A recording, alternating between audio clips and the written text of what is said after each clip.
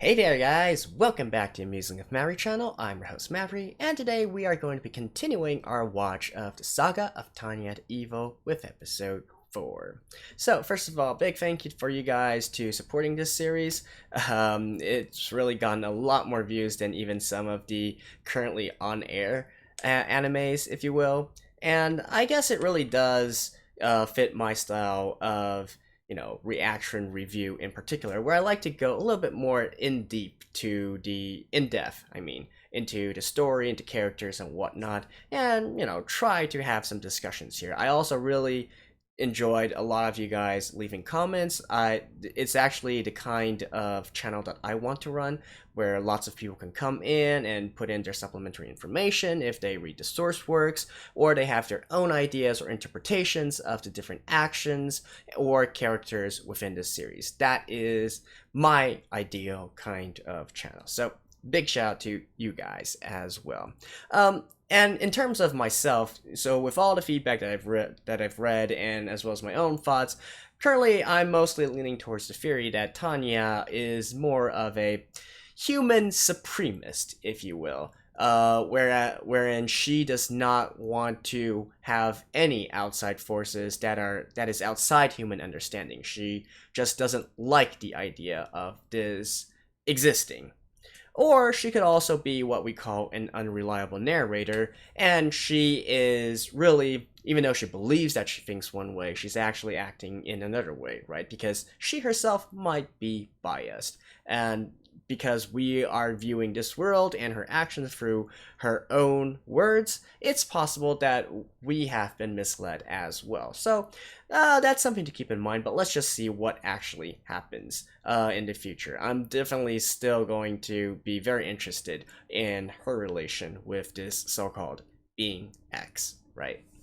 As for the actual story, last episode we left on a point where I do believe the Empire is going to try to create a special strike unit, a special forces unit, and eventually Tanya will probably be recruited into there, or maybe even lead this unit. And maybe we'll learn a little bit more about where exactly the story is supposed to go. Like, is Tanya eventually going to, I don't know, rise up the ranks and maybe try to become the leader or the emperor herself or something like that? I don't know, but anyways, let's just get into the episode and see what happens. So let's begin in 3, 2, 1, play.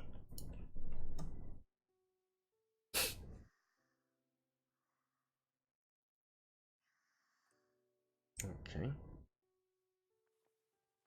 Rising up at 6. That's nice. Well, is that nice? When I was in the military, that was definitely something I had to do. I could never do that nowadays.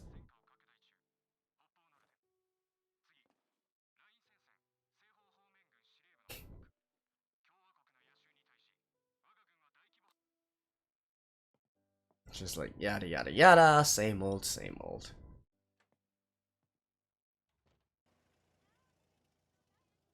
Carrying her weapon, even though she's now in the backline.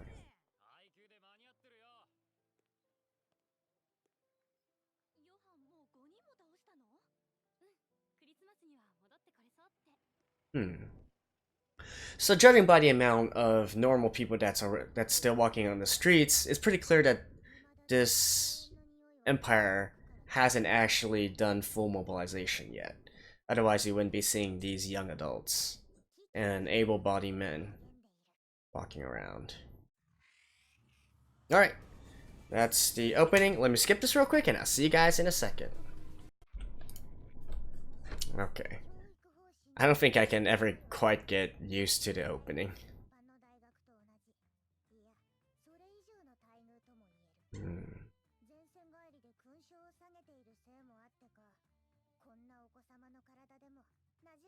Hmm.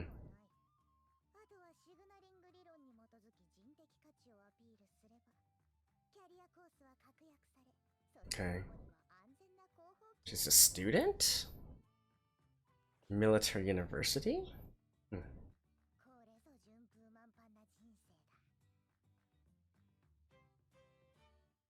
This kind of education. Hold on.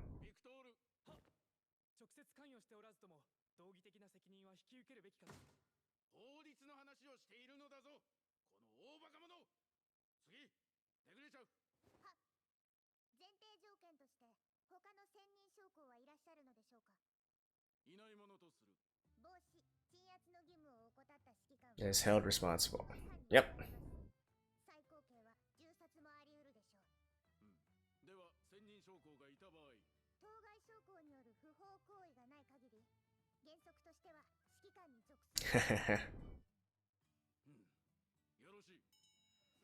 Well, that was an easy answer.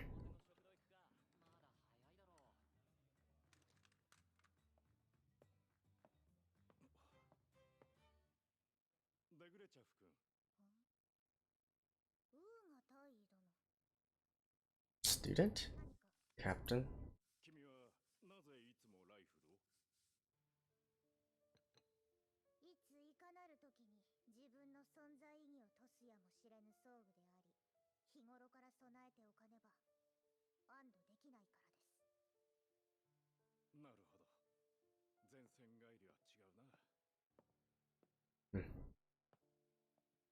And in reality?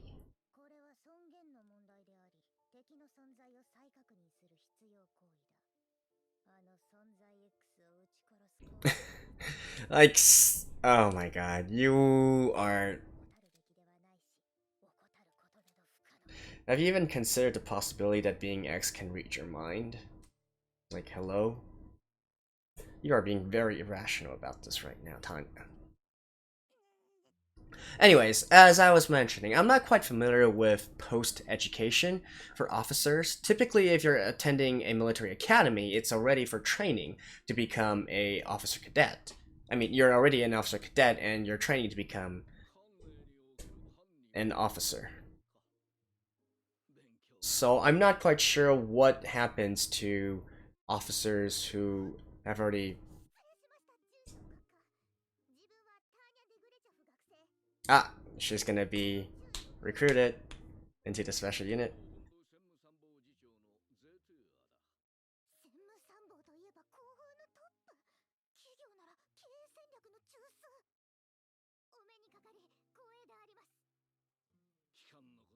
Heading up business strategy, so CSO?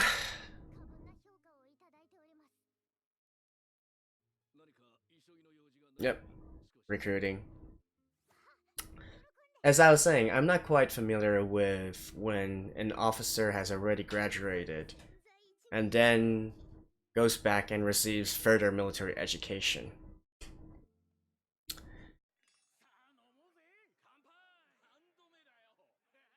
So as you can see, there's a lot of young men still on the streets.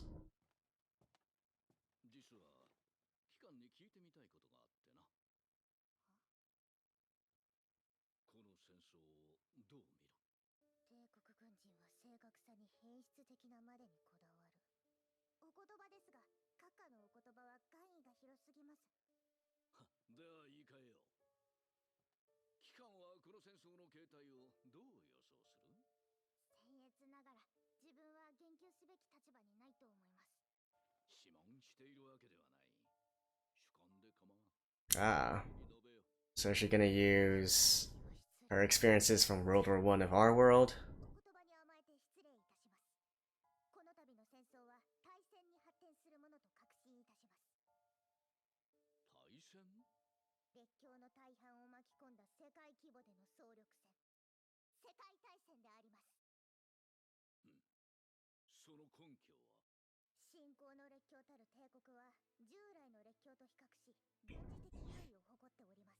Relatively new addition. I guess if we're talking about the German Empire, it was relatively new, foreign from Prussia and some other Germanic states.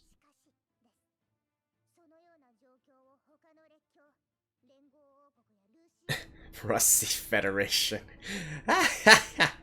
Allied Kingdom.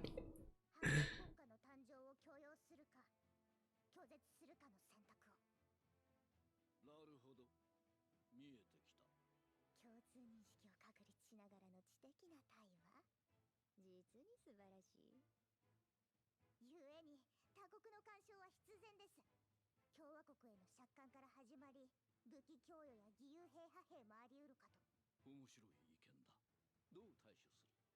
早期の講和を模索しつつ、不可能ならば消耗の抑制を第一にします。これぞ有意義なプレゼン。社会人の醍醐味だな。つまりは勝利を目指さないと？しまった。大変まずい。実にまずい。不発な口を打ち抜きたい。言葉の上ではその通りですが、消耗を抑えながら敵の血を流させることで、いずれは帝国の勝利に至るかと。Yeah, that's a sound strategy. 具体案はあるのかね？臆病者は前線で酷使される。ここは勇ましいこと。歩兵による防御戦術と魔導士による構成戦術の組み合わせを提案いたします。魔導士は破壊。 And that's why you were sent into the unit, aren't they? Isn't it? 肯定します。ですが、火力と俊敏性を誇る魔導士は敵兵力を狩るのに理想的な兵科です。ここだ。ここで積極性を示すしかない。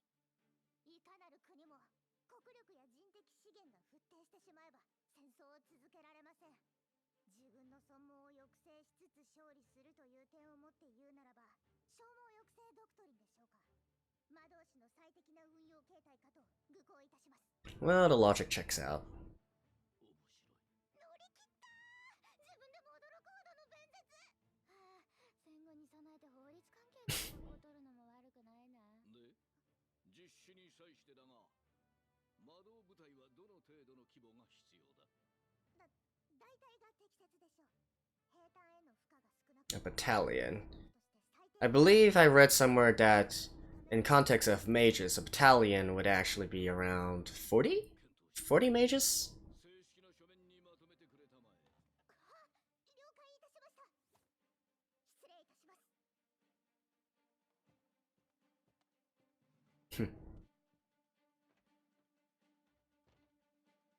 Oh, you see his eyes.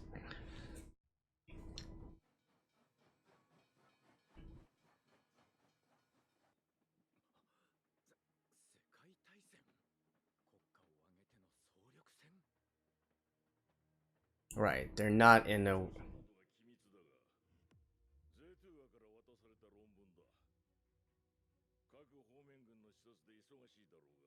I mean, that's why they're still young adults on the street. They haven't entirely mobilized yet. It's not the World War yet. They're just fighting on one front. One or two fronts.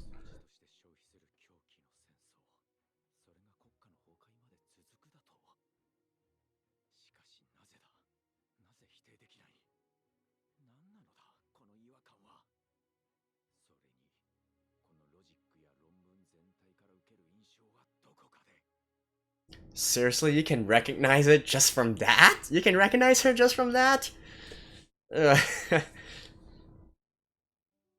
That would require you to have actually read some works from her before.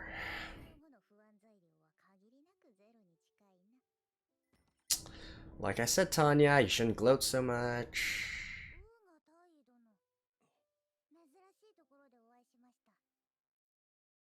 ライフルに新聞、相変わらずだな。まさに軍人の鏡だ。そういう態度のこそ、軍大学の誉れである12騎士のランクは確実だ。12 knights? Oh, is married?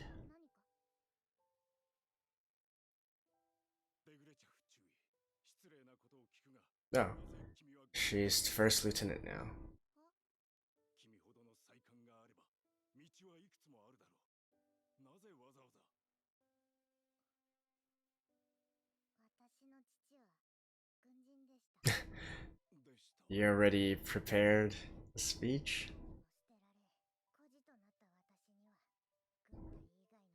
Does she actually have two things? No, she only has one.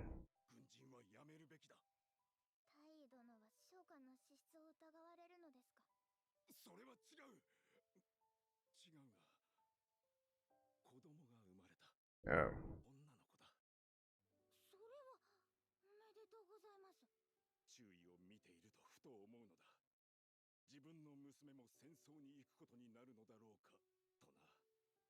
可愛い盛りの子供を戦争に送るなどどうかしている。そうは思わないか。タイ殿、あなたは優しい方だ。理性的で何より良識がある。そんな。でもだからこそ狂気の幕が開ける前に後方に下がるべきです。それは許されない行為だ。タイ殿、生きることも戦いなのです。娘さんを戦場へ送らないためよろしければ昼食にしませんか。ここのブルストはなかなかですよ。Oh. いや、すまないがこれで失礼する。家人が待っているものでね。これでウーがタイは出世コースから脱落。なおかつ戦場を知る良識人を味方につけたわけだ。All according to plan. 相手を説得すべき。そう主張したファシストは悪魔的天才だな。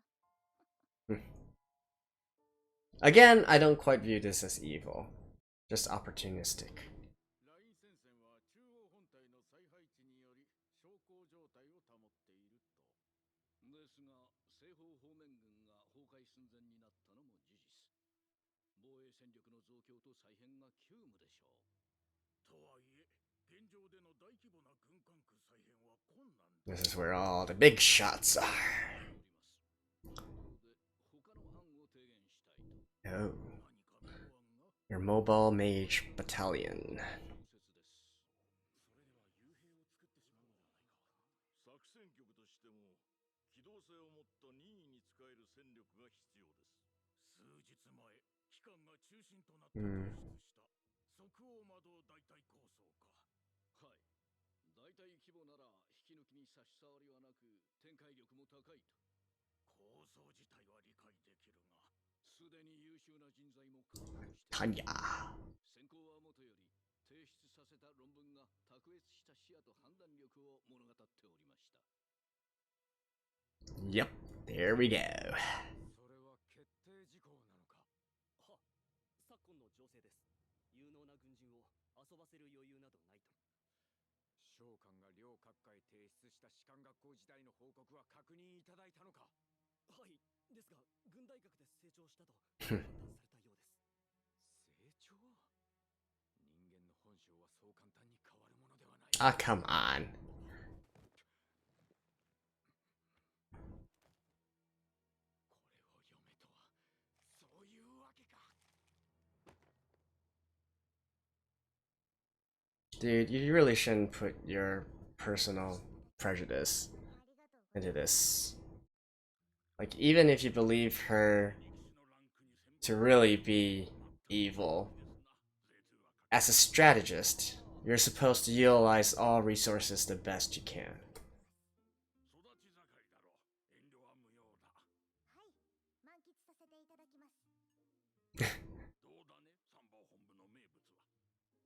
前線ではあまり口にできない蒸し料理だが、正直海軍のガンルームで取る食事の方がマシだろうな。は、素直に申し上げるならば、前線を思い出す。おお、素晴らしい回答だ。いっそ常在戦場の食堂。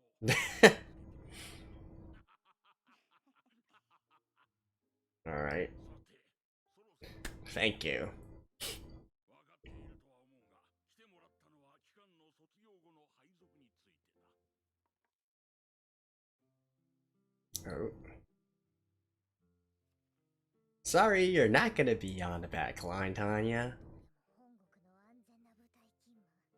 2年ほど経験を積めば、参謀将校本流への道はおいいか。機関の武功を考慮し、人事局は選択に口を挟まない。好きに選ぶとよい。よりどりみどりですね。迷ってしまいます。 Oh, here we go. これは実は参謀本部からも一通ある。さて、召喚はこれにて幸運を祈る。はい、大佐殿。大佐、ご苦労であった。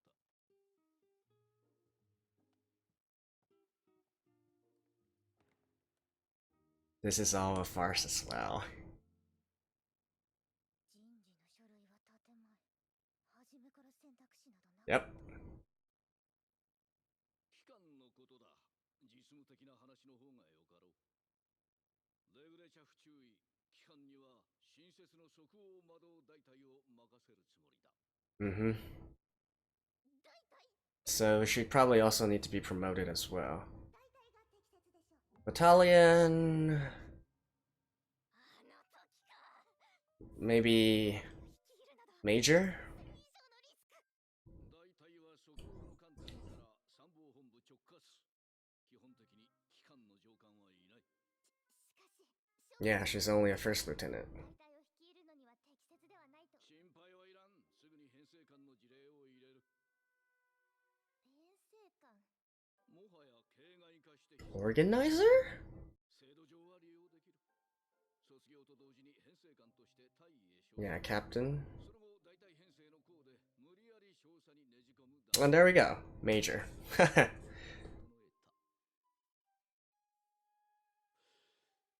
Yeah, that makes sense. Since it's not really feasible to promote her 2 ranks immediately without any combat merit. それで編成の期限は。早いに越したことはない。48名以下なら 48 people. 了解しました。では召喚はこれで。注意。機関は人を選びすぎるとも聞く。能力を疑うわけではないが、あまり良い風評ではない。留意しておけ。ご後輩感謝いたします。武運を祈る。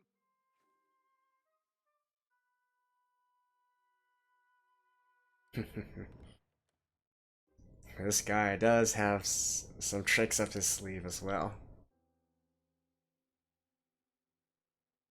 こうなったら少しでも選抜に時間をかけ、出動の機会を引き延ばすほかあるまい。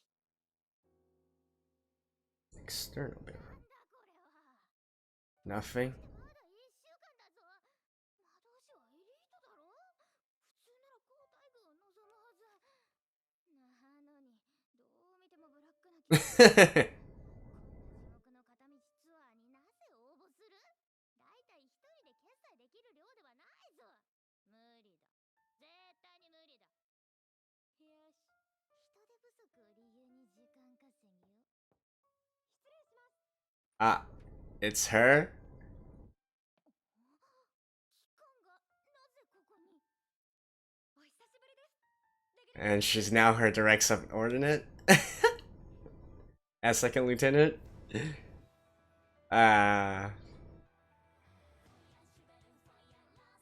and then the ending song. Okay, that had a lot of interesting debums in there. So let's talk a little bit more after the ending. Actually, there's a little bit more in the end, so let's watch this first.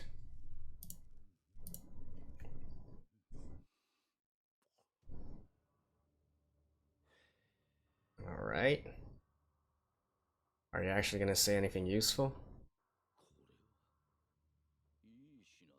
What the hell? Alrighty, so that was episode 4. Another great episode as well, and lots of interesting points to talk about. So let's just get right into it. Also, by the way, it's actually raining quite hard right now, so if there is some static noise and whatnot, I do apologize. That hopefully it won't be too annoying. So first of all, just to again expand on something that I mentioned within the episode, so it seems that here Tanya is attending sort of like a military academy, right? Except I don't really know of any military academies that take in people who are already officers and then put them through training again. Like most academies that I know of are basically, if they're not for just basic universities and then for getting normal degrees, it's to prepare you, you know, training you as an officer cadet, and just, you know, upon graduation you would probably be a second lieutenant. It's basically training you to become an officer, right? So what might happen is enlisted men or non-commissioned officers might go in there like a corporal sergeant or whatnot in order to change their career paths into that of officers. So they would maybe attend this kind of academy. But if you're already an officer and coming back and then attending academy, I don't know. I haven't heard of any kind of military academy, either in the U.S. or from my country, that does this kind of thing. So if someone of you know of this, do let me know. It's pretty new to me. So anyways, that's that. I'd like to talk a little bit about the question that was asked of Tanya within the class, right? So if your troops are not behaving, they disobey orders, they don't carry out the orders according to plan, is the commanding officer responsible, right? And in there, Tanya answered that yes, the commanding officer should be liable for the behavior of their troops. And in times when there is a superior officer present, then the superior officer should handle all of the responsibility. Now, personally, I am 100% on board with that answer. I'm not sure if that's supposed to be a morality question or a character question or whatnot, but at least to me, that answer was completely 100% logical. And that's how it happens in real life as well, right? It's not just within the military, but think about it from a business or a corporate perspective. Say, for instance, you're a project manager. And so under you would have, various engineers, you would have guys from marketing, you would have guys from customer service, customer support, operations, whatnot. You would have everybody under you, right? You're all working together. You're the one who's holding it together in order to make this project a success. If this project does not work, then the head that will roll is yours. You are responsible for getting this through. It doesn't have to be a project manager. You could be just a product manager. You could be a product owner, as is really hot term nowadays in the IT world. Or you could be a business unit head, right? So, like this kind of thing. But in any case, what I'm trying to say is, even in corporate environments, it's always the one who is more senior that takes responsibility. At least that's theoretically how it should work. Now, yes, of course, somebody is going to tell me, but there's cases when they blame it on subordinates and blah, blah, blah. Well, if actually, if all information was actually clear, then they wouldn't be able to do this. A good corporate environment, I'm not even going to say good or healthy, like just what it should be is that the person in charge should be the one taking responsibility. That's how it should always work. So, no problem from me for that question. I don't really think that answered much in regards to Tanya's personalities, although if there are any alternate answers to that, I would like to know as well. And then secondly, they go, she meets the operations guy. What's his name again? Sorry, Zator. Yeah, Zator. Hans, right? Hans. So she meets him, and then she explains a little bit about her perception on this war and how the future will hold. And so, she gives her answer, right, that this will eventually turn into a world war, and then not Germany, the Empire would turn out to be on the losing side because they simply don't have the resources to handle a war on all fronts, right? Now, is this accurate or not? Well, first of all, I'm not entirely sure if the history of this world coincides completely with the history of our world. So let's go back through our world's history a little bit, right, and understand how World War I came to be. So, the situation where Tanya described, where you were essentially attacked from 3 different sides, by Great Britain, by France, by Russia. I believe they call it the Federation, the Allied Britain, and the Republic, right? So it kind of mirrors what happened in real life, right? That is the Triple Alliance versus the Triple Entente, right? The Triple Entente consisting of Great Britain, France, Russia, and various others as well, versus the Central Powers, or some call it the Triple Alliance, some call it the Quadruple Alliance of Germany, Austria-Hungary, Italy. What's the last one? Oh yeah, the Ottoman Empire, the half-dead Ottoman Empire, the useless Ottoman Empire, at least at that time in history anyways. So that is essentially what happened, but maybe we should first talk about how it got there in the first place. Now, with history, you always don't know, like, what is the best point to stop and see this is what led to this kind of events, right? But to me, I would say maybe one of the most crucial turning points would be the Franco-Prussian War in 1870. So this was, this was when Germany was not Germany, it was Prussia, and versus also various Germanic states, and then against France, right? And that was one where Prussia handily beat France, and so they solidified their position as a world power. So after that, they actually formed the empire as well, with all the different Germanic states. So that is how the German Empire came to be. Now, this was all done by the rather famous dude without history by the name of Bismarck. Like, seriously, this dude is actually so underrated in terms of, the general public's knowledge of him. Probably most people, when they hear Bismarck, they might know of the battleship, right? When it's in actuality, like, this dude is a genius, right? So anyways, long story short, he was the one who militarized the German army, made it so that they can handily beat France, and then once he did that, he transitioned into sort of more a diplomatic master, trying to form alliances here and there, in order to solidify Germany's position as a European or actually even a world power. So, I mean, remember guys, France and Britain have historically always hated each other. They've always been at war with each other, so there's no good relation between them. Russia is Russia doing its own thing, and, well, yeah, that's that, right? So, actually, in terms of the 20th, I'm sorry, not 20th, in terms of the 19th century, really the whole world, or anyone that mattered in Europe, was on Germany's side, and France didn't really have much way in terms of diplomatic relationships. Now, this all changed, however, once Bismarck was replaced. So yeah, that happened, and that's probably one of Germany's greatest regrets. So they were replaced, and then their diplomatic strategy also went haywire. And long story short, Germany pushed all its former allies out, and so then it became a case of Britain plus France plus Russia each forming into alliance together, to all work together to stop Germany from growing, right? So that was that.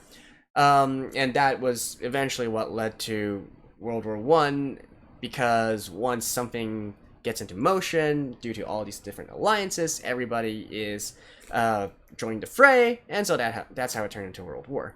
But anyways, history aside, going back to what is talked about within this episode, we don't know if it's the exact same historical conditions as it was in our war.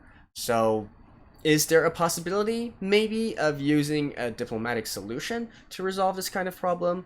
I feel like maybe Tanya is a little bit too fixated on the history that she knows, and so she's already predicting that this is what will happen, and so she wants to take preemptive measures on the side of force to do it, right?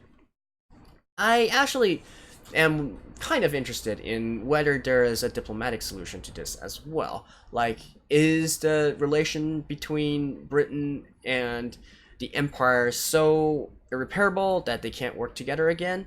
Like, if Britain and France had historically bad blood, and they still do, well, maybe consider bribing Britain to not join the side of the Republic, right? Something like that. Like, just some secret deals. Let's say, for instance, hey, Britain, let's invade the Republic together. You can take the northern half, and then you would always have a secure harbor into the mainland of Europe. How's that for a deal, right? Now, obviously, this is too simplistic, but I'm just saying, I feel like there's other options rather than just trying to build a better armed force than your opponents. Like, this eventually turns into an arms race, and Germany, you're always limited by the manpower and the resources that you do have, right? So, I don't know. I feel like in this case, maybe Tanya is a little bit too constrained by her prior knowledge, that she isn't able to, analyze the whole picture and see if there's any alternative solutions. So that is that part. But anyways, of course, building up with special forces is better for the story, it's better for us viewers, so we can actually see some action, right? So the strategy of forming this battalion and using it as a rapid response force. I think, looking at it, thinking through it logically, it does make sense, right? The World War One was always characterized, like, this is going back to some of the stuff that I mentioned in episode 1, but World War One was characterized by trench warfare, right? Both sides did not really have any good means to advance, because the offensive capability was not as good as the defensive capability that they had during that time. Now, the addition of mages changes this, right? These mobile artillery, these sort of fighter bombers, they are able to help punch through the enemy front line, right? As I mentioned in episode 1, they can easily take out the opposing force's artillery, the opposing force's strong points, pillboxes, machine gun nests, so on and so forth, and provide accurate covering fire for your troops to advance, and so you can push through. So that is absolutely sound logic, is what I'm saying. Of course, then you run into a problem of what happens when the other side also has a similar force in play. But I guess that's something that we will probably explore later on, because there is bound to be a response force to this rapid response force, right? So anyways, on paper, this definitely does check out. And well, eventually, Tanya was chosen to lead it, right? And by the way, I just want to say I really love the character of Zator. Like, I don't know if he's going to turn out and be a big antagonist or not, but this is one Sly Fox, right? He's smart. He's a guy who's been around and knows how to do things. He thought of everything. I especially like the part. It's so trivial, but I did like the part where he basically laid out the plan for Tanya to rise through the ranks, eventually becoming major so that she could lead a battalion, right? That was one thing that I commented on within the episode as well, because, a battalion can't be led by a first lieutenant. It's just not done. And there's going to be multiple problems if you want to do it like that. The whole command structure would be wacky. But anyways, and honestly, in this case of this kind of special forces that's directly reporting to headquarters, they wouldn't be amiss if they actually appointed a lieutenant colonel or even a colonel to lead this kind of specialized battalion. So that is that. Now, speaking of which, I'm wondering whether in the first episode we saw that battalion led by a lieutenant colonel, maybe that's what the corresponding force on the side of the Republic is? That's something to keep in mind, actually. So yeah, but anyways, I like how he laid out the plan, right? So once you graduate, you can become captain, and then we'll give you this role, this kind of duty, this staff duty. And then once you finish this staff duty, then we can promote you again to manager. To major. And so then you can lead this battalion, right? All makes sense, all logical. I love it. I love it. And speaking of which, right, with Tanya having that entire monologue complaining about how she was sort of tricked into doing this, I gotta say, you should know better, Tanya. Like, I'm not even saying this from a predictive standpoint, but Tanya, in her former life, was corporate management, right? She came from corporate management. You should absolutely know that when you try to do this kind of proposal that is actually something the higher ups like, you will most probably be in charge of implementing it, right? This is standard practice throughout all kinds of professions in the working world, right? You're not just allowed to run off your mouth and, just be an armchair general and say, oh yeah, you should do this, you should do that. It's none of my business, right? That doesn't happen. You say it, you do it. And most of all, this actually aligns with what Tanya wants as well, because it's normally through this kind of opportunities that you can improve yourself, you can prove your worth, and that is the key to rising through the corporate management levels, right? And that is the key to getting promoted, getting more money, getting more fame, yada yada yada. Right? This happens. It's always like this. I went through this as well. I wanted to, I'm ambitious, so I looked at some stuff that I thought could use improving or could help the company be better. I proposed it. I went with it. Got some resources. Successfully did it, and so then I can be promoted and so on and so forth. Right. So what I'm saying is, Tanya, you should absolutely have expected this coming from a, by all means, it seems that she was also a manager type level of character within her original world. So she should absolutely know this kind of thing. And actually, this kind of wants to bring me back to a point about Tanya, and that is, I'm actually kind of suspecting that Tanya is not actually smart, right? Now, I know this seems kind of counterintuitive because she's scheming and she's plotting and whatnot, but I don't know. I feel like she is more, how should I say this? She utilizes the knowledge of what she already has in order to, put herself in the best position, right? So she's a rational thinker, she's a logical thinker, and that is that. But I actually don't think she is smart. She's not somebody who can just, think of some creative solutions, or, she's not that kind of aha person who can suddenly think of some great solution to something, right? It seems that she relies more on experience more than anything when she is making decisions. So I don't know. I feel like I am continuing to suspect this, especially with her interactions with being X and what we've seen her display so far, what of her internal monologues, what of her gloating and whatnot. I'm actually of the opinion right now that obviously she's not dumb, right? She's at least average or above average intelligence, but I'm saying that she's not actually, you really can't regard her as smart. So that's that. So yeah, I guess the culmination of all that was just to make this one point, essentially. But anyways, what else is there to say? Okay, I guess one final point would be in regards to the glasses guy, right? Reverend. So I also made this point within the episode where I feel like he's being a little bit too biased, right? He's putting his personal judgment into a professional environment, and I don't think that is a good idea.